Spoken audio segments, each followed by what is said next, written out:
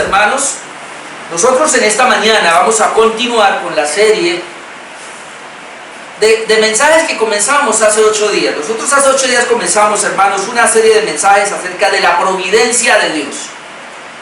Y al mirar la providencia de Dios, dijimos que es un tema que casi no se habla, es un tema un poco, para algunos, complicado, pero es un tema que nos hace confiar cada vez más en nuestro Dios.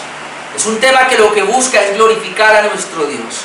En este tiempo que estamos pasando, amados hermanos, de esta pandemia, de este COVID-19, nosotros ahora podemos entender que Dios está detrás de todo esto, que Dios está permitiendo estas cosas con un propósito. Hermano, todo lo que Dios hace, lo hace con un propósito. Y eso es lo que tú y yo debemos tener claro. Tú y yo, como hijos de Dios, debemos considerar este punto de que todo lo que Dios hace, lo hace por un propósito y que a Dios no se le escapa nada. Eso es lo que nosotros estamos tratando de observar. Hace 8 días nosotros mirábamos, hermanos, dando una introducción en este tema de la providencia de Dios y veíamos algunas definiciones de lo que es la providencia de Dios. Leíamos la definición del catecismo de Westminster, la fe de Westminster y el catecismo de Heidelberg, y ahí veíamos 4 o 5 puntos muy fundamentales que nos ayudaron a nosotros a comprender un poco, por lo menos la definición de lo que implica este tema de la providencia de Dios. Hoy vamos a mirar en segundo lugar la providencia de Dios definida. Así sería el tema de hoy, la providencia de Dios definida. Es decir, en este momento vamos a procurar definir un poco esa providencia de Dios. Vamos a definirla. Entonces, hermanos, esa providencia de Dios, lo que nos quiere decir es que la providencia de Dios hace que continúe lo que ya ha cobrado vida, y lo hace a través de 3 maneras. O sea, la providencia de Dios es que Dios creó todo lo que vemos, pero ahora eso que Él creó, eso tiene una vida, pero ahora debe continuar la vida. Entonces Dios está inmerso en esa vida que va a continuar, pero lo hace de 3 maneras. Lo hace a través de la preservación, que es el primer punto, lo hace a través de la concurrencia, que es lo que vamos a ver, y lo hace a través del gobierno. Esos 3 puntos vamos a mirar en esta mañana para tener claro un poquito la providencia de Dios. Cómo Dios se mueve a través de su preservación, cómo Dios se mueve a través de su concurrencia y cómo Dios se mueve a través de su gobierno. Eso lo vamos a ver ahora. Y hay un texto, hermanos, que es muy clave y es el Romanos 11:36. Así que le invito para que vaya conmigo a Romanos 11:36, un texto que nos ayuda muchísimo, un texto que es de mucha bendición para nosotros, porque el apóstol Pablo, cuando está terminando este tema acerca de la salvación para Israel, para los judíos, luego él se asombra de la obra magna de Dios, de cuán grande es Él, cómo tenía todo predispuesto, y entonces él termina diciendo así, Romanos 11:36, porque de Él y por Él y para Él son todas las cosas, a Él sea la gloria por los siglos de los siglos, amén. ¿Sabe que el propósito principal de que Dios haya creado al hombre es que le dé gloria a Dios? O sea, el ser humano vive para darle la gloria a Dios. Si una persona está en esta tierra y ese no es su propósito, él está desenfocado. Debe venir a la palabra de Dios, debe venir al Evangelio y encontrar su enfoque. El enfoque de todos nosotros es glorificar a Dios, es darle gloria a Dios, como dice acá. Ahora, ¿cuál es la razón?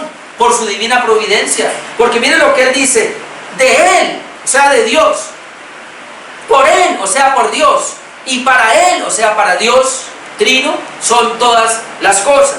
Todo es de Él, todo es por Él y todo es para Él, por eso a Él sea la gloria. Cuando tú entiendes que de Él son todas las cosas, le das la gloria. Cuando tú entiendes que por Él son todas las cosas, tú le das la gloria. Y cuando tú entiendes que para Él, para los propósitos de Dios, son todas las cosas, tú le das la gloria. Es más, hay algo muy fuerte que algunos no han entendido, y cuando uno lo entiende como que es duro, pero la razón por la cual Dios envió a Jesucristo, su Hijo amado, a morir en una cruz para salvarnos a nosotros, la razón principal no fue el hombre, la razón principal fue Dios. Muchos no entendemos, no entendíamos así y pensábamos que ay, Dios nos amó tanto, era tan valioso el ser humano que envió a su Hijo a morir en una cruz. No es eso, el hombre no era valioso nada. Dios decidió salvar al pueblo, a su iglesia, para su gloria. No para salvarnos a nosotros, la salvación de nosotros es secundario. Lo primario, lo primordial es que Dios quiso operar salvación para Él recibir gloria. Es más, Dios envía gente al infierno y esto también le da gloria a Él, porque allí se está glorificando su justicia, su ira, su venganza. Su justicia está siendo allí expuesta cuando Él está juzgando al hombre en el infierno, condenando al hombre en el infierno. Su justicia está siendo exaltada para su gloria, y cuando Él ha determinado salvar a otros como a nosotros, su pueblo, la iglesia, Él recibe gloria. Entonces todo es de Dios, todo es por Dios y todo es para Dios. ¿Para qué? Para que a Él sea la gloria. Hermano, tú y yo debemos vivir para la gloria de Dios. Amén. Bien. Mirando entonces ese versículo, vamos a desglosar cada punto de la providencia de Dios en esta hora.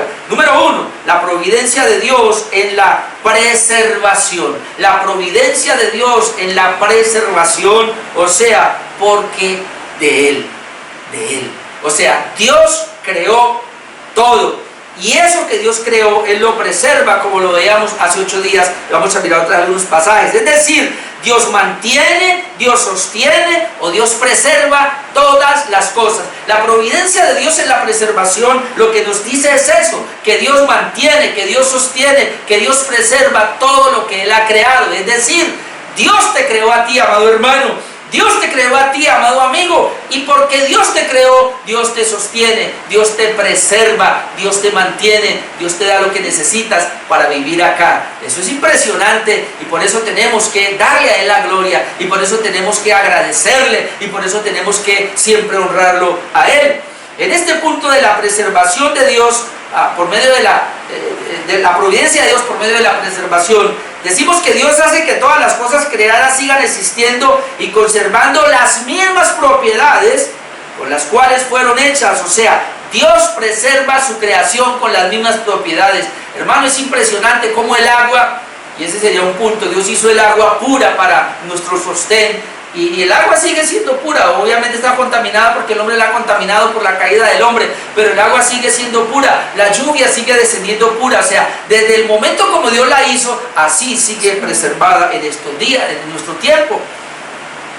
Entonces, ¿qué vamos a tratar de ver en esta hora? En Cristo subsisten todas las cosas, en Cristo subsisten todas las cosas, porque Él las preserva. Ya hemos visto 2 textos hace 8 días, quiero brevemente ir a mirarlos. Sería Colosenses 1:15, porque es muy importante que miremos una vez más la preservación definida. Lo que queremos decir con esto, el número 1, la providencia de Dios en la preservación. Colosenses 1:15, ¿sí?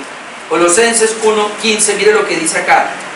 Él es la imagen del Dios invisible, hablando de Jesucristo, el primogénito de toda creación, porque en Él, ¿vio? Por Él, en Él fueron creadas todas las cosas, las que hay en los cielos, las que hay en la tierra, visibles e invisibles, sean tronos, sean dominios, sean principados, sean potestades. Todo fue creado por medio de Él y para Él, de Él y por Él y para Él son todas las cosas.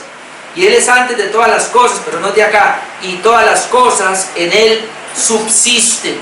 Todas las cosas en Él subsisten, en Él perseveran, en Él se mantienen. Todas las cosas, desde lo más grande hasta lo más pequeño. Veíamos hace 8 días un pajarito, veíamos hace 8 días un cabello en nuestra cabeza, está ahí y el Señor lo cuenta. Al Dios contar un cabello quiere decir que es importante. Él está pendiente de lo más mínimo hasta lo más grande. A eso nos referimos, de que todo en Él subsiste. Que hermano, a Dios no se le escapa nada.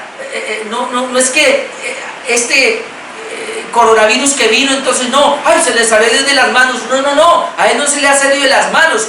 Dios, como causa primaria, lo ha permitido, como causa secundaria, ya sea por el hombre o por lo que sea, por el mismo pecado, porque Dios de alguna manera está permitiendo también un juicio para la humanidad, para ver si el mundo despierta, para ver si la iglesia despertamos, y todo esto Dios lo permite pero Él es causa primaria, así que a Él no se le escapa nada de esto. Dios ya tenía todo esto planeado. Muy importante que lo comprendamos. Hebreos 1:3, que lo habíamos visto también hace 8 días, pero muy bueno que miremos otra vez este texto.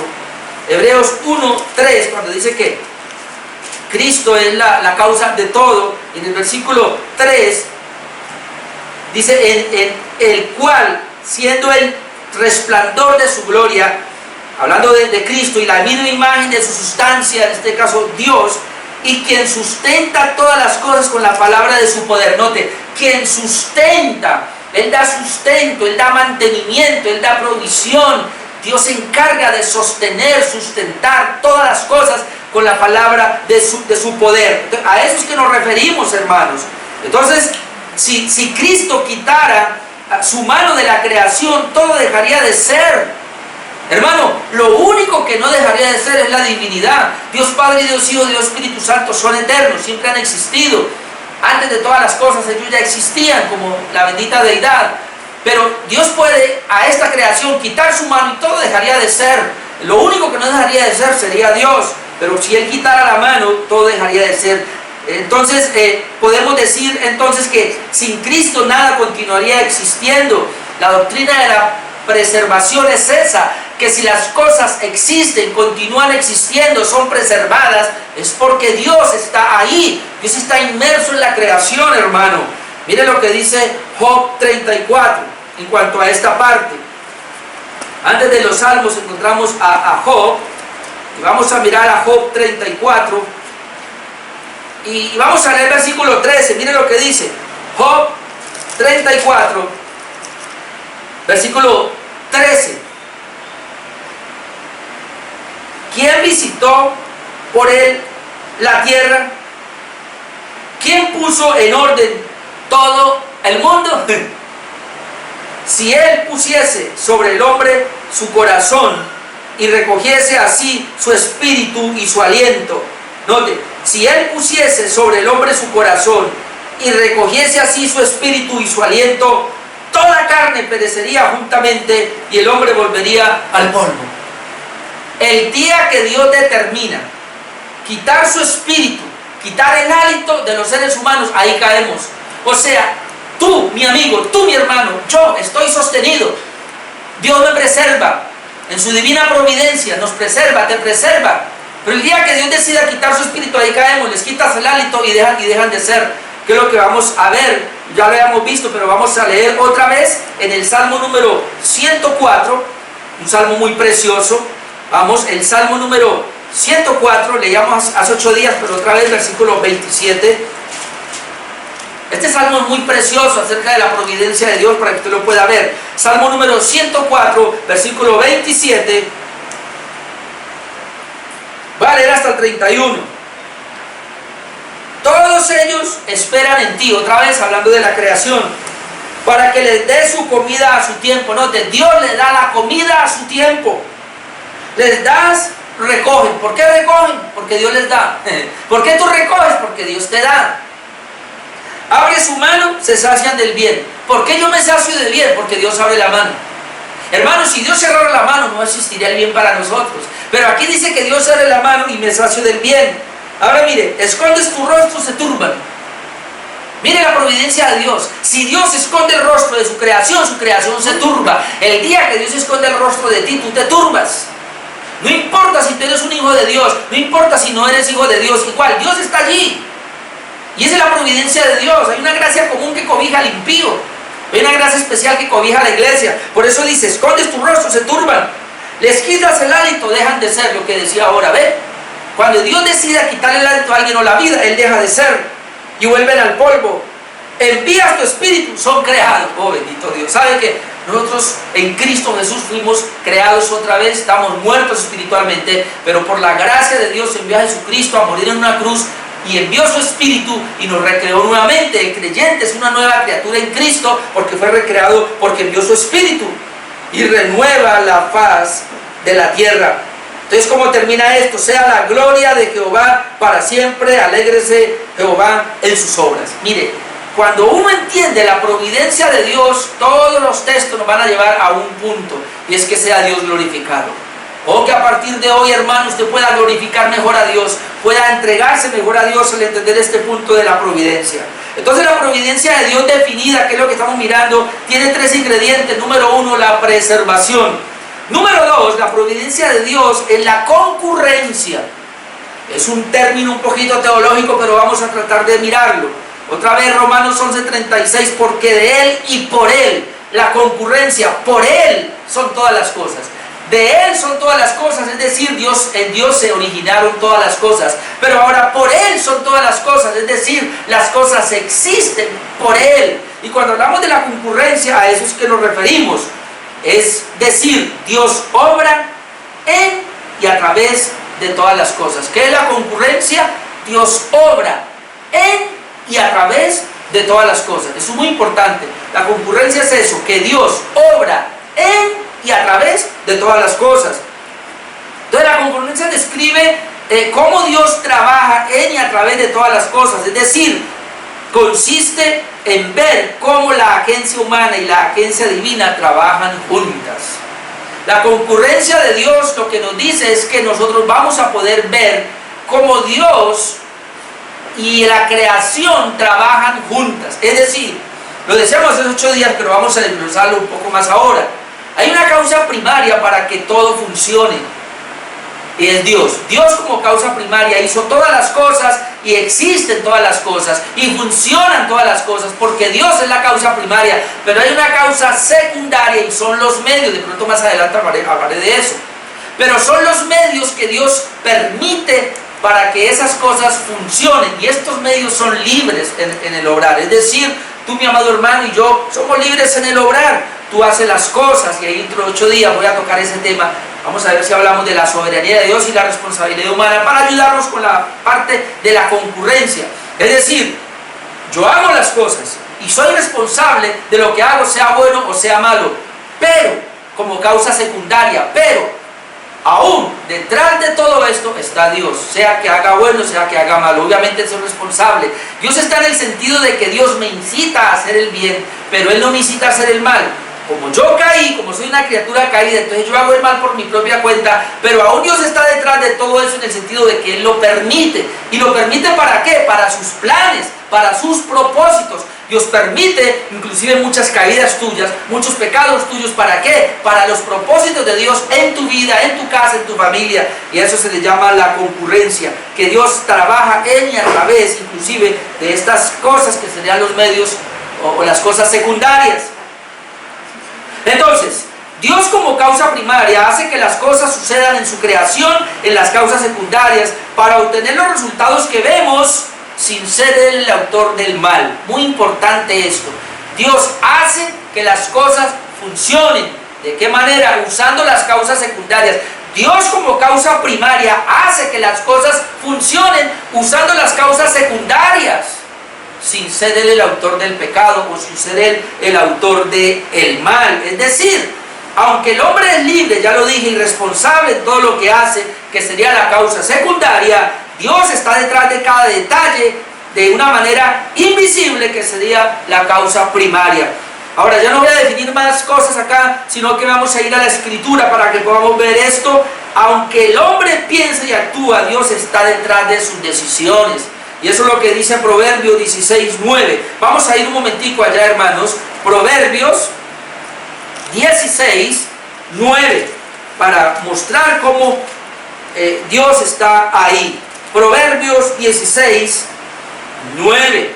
El corazón del hombre piensa su camino, mas Jehová endereza sus pasos. ¿Sí vio? El corazón del hombre piensa su camino. El hombre piensa su camino. ¿Qué va a hacer? Es más, el hombre hasta toma las decisiones, siente, y él toma decisiones y actúa. Pero luego dice, mas Jehová endereza sus pasos. Y eso lo hace tanto para el impío. El impío no puede pecar más allá porque Dios endereza los pasos, le permite hasta cierto punto. El creyente va allá, más allá con la palabra, con el evangelio, entiende, camina en la justicia de Dios porque Dios guía sus pasos, endereza sus pasos. Entonces eso es lo que estamos hablando. El hombre toma las decisiones, pero hay una causa primaria detrás de esta causa secundaria que sería Dios.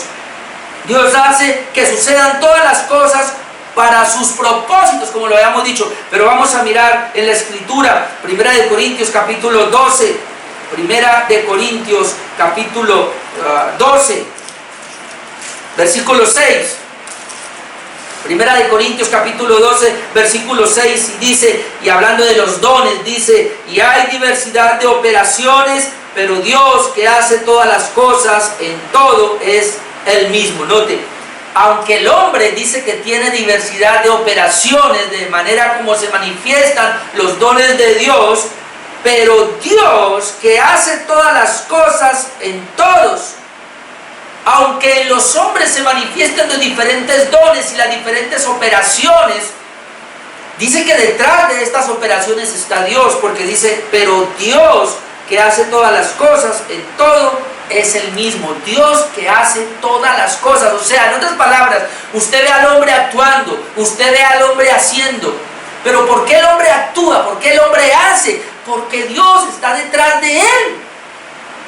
Escucha, amado hermano, veíamos hace 8 días que en Dios somos, nos movemos, en Él existimos, Él nos dio la vida, Él nos da el movimiento, Él nos da la capacidad para hacer las cosas. Es decir, no es como algunos creen. Lamentablemente, inclusive hay un círculo en el cristianismo que dice que Dios creó el mundo como un relojero, como quien hace un reloj, le dio cuerda y lo puso a funcionar. Si el reloj se para, problema del reloj, no hay quien lo arregle. Si sigue funcionando, ya problema del reloj. O sea, Dios se olvidó. No, nosotros no creemos así. ¿Saben cómo creemos nosotros más bien? Que Dios hizo el mundo como un buque, digámoslo así, en el mar. Y que Dios hizo el buque y lo puso a funcionar, pero Él está dirigiendo el buque, Él conduce el buque, Él lleva el buque, Él está controlando los movimientos. Entonces, cuando el hombre actúa algo, es el hombre responsable. Dentro de 8 días voy a hablar de ese tema para traer más claridad, pero Dios está detrás de estas cosas. Eso es lo que podemos ver acá. O como dice Efesios 1:11. Vamos a mirar un momentico Efesios 1:11. Y hablando de la predestinación, en Efesios 1:11 dice, en Él asimismo tuvimos herencia. En Él asimismo tuvimos herencia, habiendo sido predestinados conforme al propósito del que hace todas las cosas, según el designio de su voluntad. Note, nosotros fuimos predestinados, pero conforme al propósito suyo, al propósito del que hace todas las cosas. Otra vez, Dios hace todas las cosas, y aquí aclara, según el designio de su voluntad. Entonces aquí es donde uno se rasca la cabeza y dice, ¿cómo así? O sea, que Dios le permitió a esa persona llegar a Dios, sí. O sea, que Dios le permitió a esa persona no llegar a ir al infierno, sí. O sea, que no fue la persona, sí fue la persona. Pero la persona actuó libremente y fue una causa secundaria. La persona que viene al Señor lo hace, Dios lo hace a través de esa persona como causa secundaria. La que va al infierno es lo mismo, Dios determina las cosas. Dios lo hace para sus propósitos. Obviamente el hombre es responsable de lo que hace, porque Dios hizo al hombre así, responsable, pero Dios está en todo hacer, y eso es lo que tenemos que ver con la providencia. Tenemos que entender claramente esta parte de la providencia. O sea, Dios es el que produce en el hombre el querer como el hacer por su buena voluntad, y nosotros que llevamos un tiempo en el Evangelio obviamente conocemos un poquito mejor esto.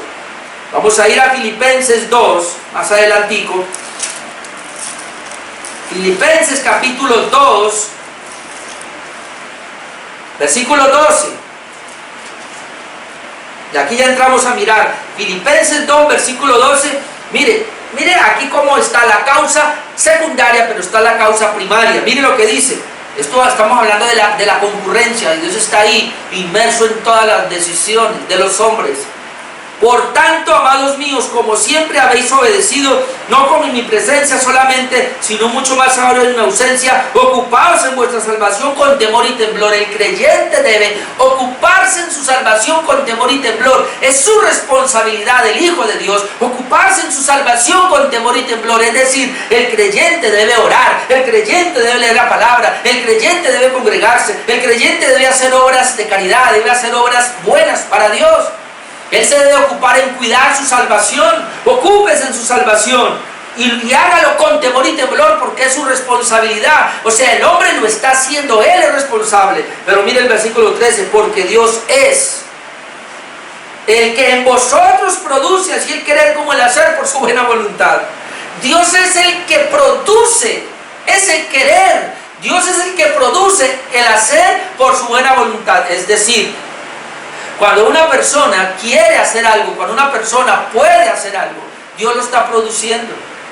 Entonces es la persona obviamente y ella es responsable de hacerlo, pero como causa secundaria, pero como causa primaria, Dios está produciendo el querer, Dios está produciendo el hacer. Entonces ahí donde chocan nuestros pensamientos y alguien va a decir, ¿cómo así? O sea que si una persona no viene a Dios, es que Dios no produjo en esa persona el querer y el hacer. Pues hermano, déjeme decirle, las personas no quieren venir por su propia voluntad. Y Dios pudiera dejar a esas personas, y en la gran mayoría lo hace, las deja que se condenen porque no quieren venir. El asunto es que cuando una persona quiso venir y pudo venir fue porque Dios intervino. Si Dios no hubiera intervenido en su vida para buscarlo, si Dios no hubiera intervenido en su vida para venir a Cristo, tú no hubieras venido. Pero alguien me dirá, o sea que espero. No, usted no tiene que esperar, usted es responsable, usted tiene que venir. Usted debe arrepentirse, usted debe creer, esa es su responsabilidad, esa es su acción. Usted como causa secundaria debe hacer lo que le toca, lo que le corresponde. Dios lo llama al arrepentimiento, Dios lo llama a que crea. Usted tiene que correr, pero cuando usted corre, debe entender que fue Dios quien lo hizo. ¿No?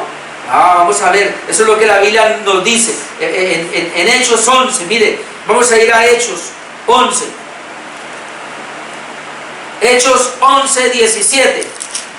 Y aquí encontramos las dos partes en cuanto a la salvación, en cuanto a la obra salvífica. Hechos 11, versículo 17.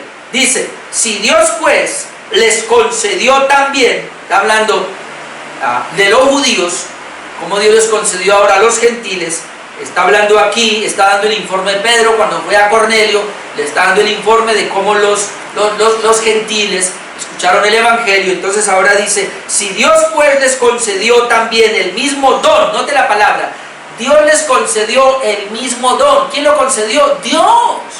Dios les concedió el don a los judíos en el aposento alto, Pedro, los apóstoles, la iglesia primitiva, luego al apóstol Pablo, luego a Bernabé, y aquí vemos Pedro.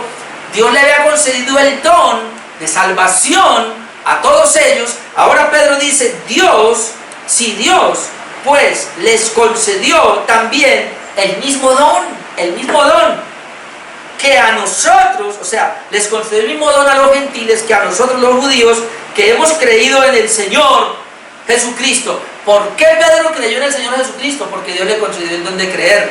¿Por qué toda la iglesia hasta esa época, hasta ese momento, y aún nosotros hoy día podemos creer en Jesucristo? Porque Él nos concedió el don de creer. Entonces Pedro dice, si Dios nos concedió a nosotros el don, también se los concedió a ellos. Entonces dice Pedro, ¿quién era yo que pudiera estorbar a Dios? Pero miren 11, entonces oídas estas palabras, callaron y glorificaban a Dios diciendo, note lo que ellos decían, de manera que también a los gentiles ha dado Dios arrepentimiento para vida. De manera que Dios, también Dios a los gentiles ha dado arrepentimiento para vida. Ahí están las dos partes de una conversión. Dios concede la fe, el creer, y Dios concede el arrepentimiento, que son las dos caras de la misma moneda. La conversión. Una persona se convierte al Señor. Cuando ella se convierte al Señor, ella por un lado se arrepiente y por el otro lado está creyendo. No puede haber un arrepentimiento verdadero sin una verdadera fe. No puede haber una verdadera fe sin un verdadero arrepentimiento. Las dos son las dos caras de la misma moneda. Se llama la conversión en teología. Entonces cuando una persona se convierte y uno ve que la persona se está arrepintiendo, uno ve que la persona está creyendo, ¿por qué está pasando esto? Porque Dios lo ha concedido. La divina providencia es esa. Y la concurrencia es esa, que Dios está detrás de los actos de los hombres. Dios está detrás de este acto de creer. Dios está detrás de este acto de fe. De manera que cuando usted, mi amado hermano, se le presentó el evangelio, Dios estaba detrás de esa persona que le llevaba el evangelio, para que luego tú creyeras y luego tú te arrepintieras y llegaras a los caminos de Dios. Cuando tú creíste y llegaste a los caminos de Dios, no fue por tu habilidad, fue porque Dios lo concedió. Y como Dios se lo concedió, usted caminó a arrepentirse y a creer. Eso lo dice claramente Efesios 2, 8 y 10. Vamos allá. Texto muy conocido, pero es bueno volver a él una y otra vez para comprender esta parte de la concurrencia. Efesios 2, 8, 9 y 10. Mire lo que dice. Porque por gracia es un don inmerecido. Yo no lo merezco. Es un don que Dios nos da y yo no lo merezco, el hombre no lo merece. Entonces la salvación, por gracia sois salvos. Yo soy salvo por gracia. por medio de la fe. Note, la fe es el medio que Dios usa. La fe no salva a nadie. Ay, no, el que salvó fue Jesucristo al morir en la cruz. La fe es el medio para entregar la salvación. Por eso dice, por medio de la fe, y esto no de vosotros. La gracia no es de nosotros, la fe no es de nosotros, pues es que don de Dios. Ahí iría implícita la palabra arrepentimiento. La fe y el arrepentimiento no son de nosotros, como ya lo hemos visto, y hay muchos textos, pero no voy a ir a ellos ahora. El don de Dios. Luego dice el 9, no por obras, para que nadie se gloríe. ¿Se da cuenta? Cuando el hombre comprende que Dios está detrás de cada situación, la gloria es para Dios. Cuando yo hago es más, ahora que estoy predicando, yo tengo que terminar, Señor, la gloria para ti, porque no fui yo. Yo soy un medio, yo soy una causa secundaria para entregar hoy este mensaje, pero la causa primaria es Dios. Dios es la causa primaria de este mensaje. Dios es la causa primaria de que usted pueda escuchar esta palabra hoy. Dios es la causa primaria de que usted pueda creer, de que usted pueda recibir la palabra. Aún el internet, todo lo que es el Facebook Live, el YouTube. Ahí ahora que usted está mirando acá, usted dirá, ay, gracias a estos medios que el hombre hizo. No, Señor, Dios es la causa primaria de todo esto. El hombre es la causa secundaria. Así que nosotros cuando entendemos la providencia de Dios, vamos y le damos la gloria a Dios. Pero mire el versículo 10. Porque somos hechura suya. O sea, Dios me da la salvación por medio de la fe y el arrepentimiento. Por su gracia Dios me salva, pero me salva con un propósito. El fin de salvarme es este. Verso 10. Porque somos hechura suya, creados en Cristo Jesús para buenas obras, las cuales Dios preparó de antemano para que anduviésemos en ellas. Amado hermano, ¿para qué Dios me salvó? ¿Cuál fue el propósito de la intervención de Dios en la salvación? Para que las obras de Dios que Él había destinado desde antes se manifestaran en mí. Así que una persona salva debe tener obras, debe tener buenas obras. Esas buenas obras no son de la persona salva, esas buenas obras son de Dios, son los propósitos de Dios. O sea, usted hace las buenas obras, yo hago las buenas obras, pero como secundarios. Pero Dios es la causa primaria. ¿Por qué? Cuando Dios entonces interviene, y hablamos de la concurrencia, y vemos a Dios interviniendo en la obra, en las obras, en la creación, ¿cuál es el propósito? Que la creación responda y le dé la gloria a Dios. Que la creación diga, todo es de Dios, todo es por Dios y todo es para Dios. Yo hago las cosas no por mí, sino porque Dios me dio la gracia. Yo respiro porque Dios me dio la gracia. Yo puedo comer hoy mi almuerzo porque Dios me dio la provisión. Oh, yo hoy me levanté contento con una familia porque Dios me la dio. Yo tengo una buena cama porque Dios me la dio. Bendito sea el Señor y la gloria es para Él. Aún, hermano, en medio de la enfermedad, mire, cuando entendemos esto de la providencia de Dios, de la concurrencia de Dios, vamos a manejar mucho mejor los problemas cuando nos vienen. Ahora que uno puede ver que está el COVID-19, que puede infectarse en la calle, usted por eso no sale, bueno, es prudente. Pero la concurrencia de Dios implica que Él está manejando estas situaciones y Dios es el que determina, usted se va a contagiar y se va a morir, usted se va a contagiar pero usted sale de eso, no se muere, a usted ni siquiera le va a llegar. Eso está Dios en el asunto. Por eso ahora entiende mejor cuando la Biblia dice que demos gracias a Dios en todo y demos gracias a Dios por todo. No solamente dice la Biblia que demos gracias a Dios por todo, sino que demos gracias a Dios en todo. Algunos dicen, no, demos gracias a Dios en todo, no por todo. ¿Por qué no? Hay gente que dice, ¿debo darle gracias a Dios por la enfermedad? Pues sí. Hermano, porque es que tú no sabes lo que hay detrás de esa enfermedad. Tú no sabes qué es lo que Dios está trabajando en esa situación difícil financiera. ¿Sabe? Tú y yo no sabemos lo que Dios está trabajando con este COVID-19 en el mundo entero. Tú no sabes lo que Dios está trabajando con la iglesia a nivel mundial, con la iglesia a nivel local, con las familias. Aún, hermano, tú no sabes qué es lo que Dios está haciendo con tu propia vida. Hay que descubrirlo. Entonces nos toca rendirnos al Señor y decir, Dios, en este tiempo, ¿por qué me permitiste encerrarme en mi casa con mi familia? ¿Por qué no me dejas salir, Señor? Porque tú estás detrás de todo esto. Dios tiene planes, Dios tiene propósitos. Vamos a descubrirlos. Eso es lo que nos toca a nosotros. Pero todo lo permite Dios. Esa es la concurrencia del bendito Dios. Para ir terminando, porque ya se me fue el tiempo, la providencia de Dios definida, número 1, la providencia de Dios en la preservación, número 2, la providencia de Dios en la concurrencia. Esto lo aclararé mejor en el próximo domingo, que voy a hablar, hermanos, acerca de la soberanía de Dios y la responsabilidad humana, para que no se me salgan algunos por la tangente y vayan a decir, oh, yo me echo a dormir y que pase lo que pase. No, porque tú eres responsable de tus actos y tenés que darle cuenta a Dios por tus actos, sean buenos o malos. Pero aún detrás de eso está Dios. Es lo que quiero que veamos.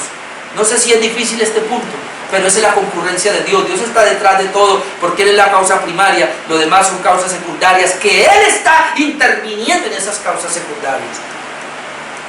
Y número 3, cuando hablamos de la providencia definida, podemos hablar de que la providencia de Dios en el gobierno, por Él, de Él, por Él y para Él. De Él, por Él y para Él.